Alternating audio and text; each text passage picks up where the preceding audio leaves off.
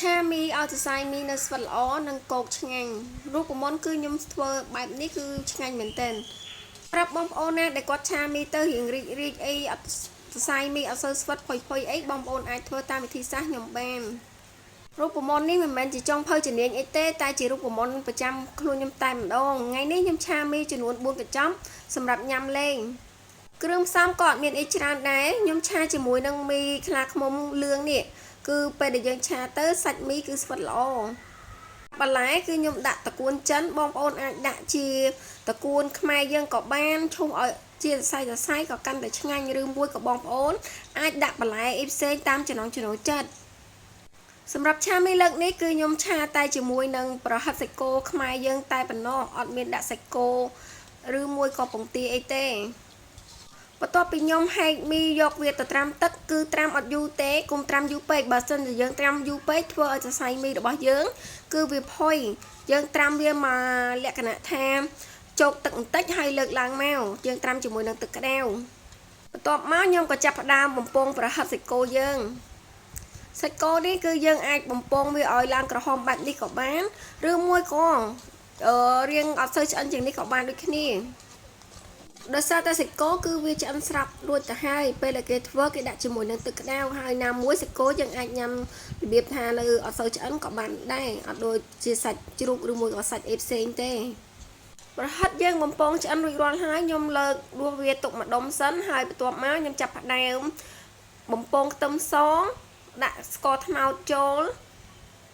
សម្រាប់រសជាតិគឺបងប្អូនអាចដាក់តាមចំណង់ចំណូលចិត្តយើងចូលចិត្តរសជាតិបែបណាគឺយើងដាក់ប៉ុណ្្នឹងទៅបើមិនជាយើង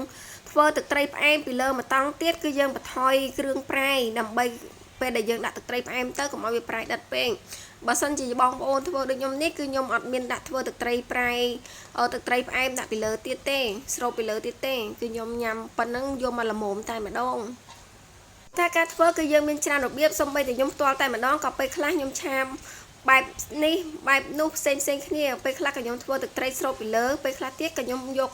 មករសជាតិល្មមញ៉ាំតែម្ដងគ្រាន់តែយើងដាក់ទឹកម្ទេសឬទឹកប៉េងប៉ោះពីលើគឺរួចរាល់តែម្ដងបន្ទាប់មកខ្ញុំដាក់អំបិលមីចំនួន2កញ្ចប់អំបិលមីរបស់មីដែលយើងទិញហែកមិញហ្នឹងគឺដាក់2កញ្ចប់ព្រោះខ្ញុំយកប្រៃមកញ៉ាំល្មមតែម្ដងហើយសម្រាប់គ្រឿងដូចខ្ញុំនិយាយទៅដែរអញ្ចឹងបងប្អូនអាចដាក់តាមចំណង់ចំណូលចិត្តភ្លក់មើលទៅថាចូលចិត្តរសជាតិប៉ុន្មានតែកុំយកប្រៃពេកព្រោះថាការញ៉ាំមីនេះយើងភាគច្រើនគឺយើងញ៉ាំលេងហើយខ្ញុំកូរគ្រឿងវាឲ្យចូលជាតិគ្នាល្អសម្រាប់គ្រឿងក្រហមដែលបងប្អូននៅឃើញក្នុងផ្ទះនេះគឺខ្ញុំដាក់លាយបញ្ចូលគ្នាឲ្យហើយមុនពេលដែលខ្ញុំឆាគឺមានដូចជា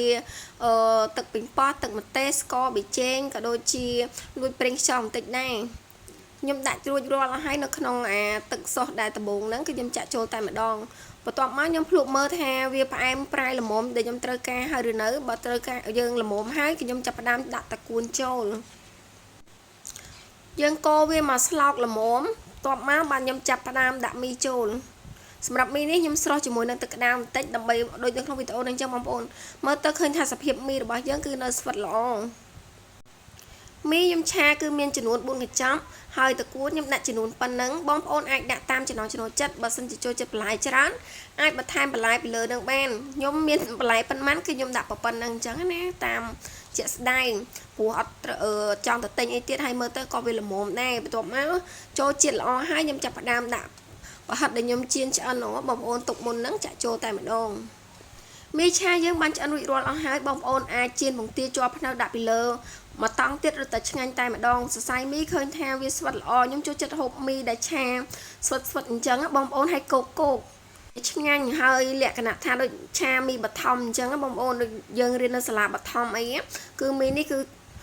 រសជាតិដូចគ្នាតែម្ដងអរគុណបងប្អូនសម្រាប់ការចូលរួមទស្សនាវីដេអូនេះពីដើមដល់ចប់បើសិនជាបងប្អូនមានរូបមន្តអីផ្សេងសូមខមមិននៅខាងក្រោមអរគុណ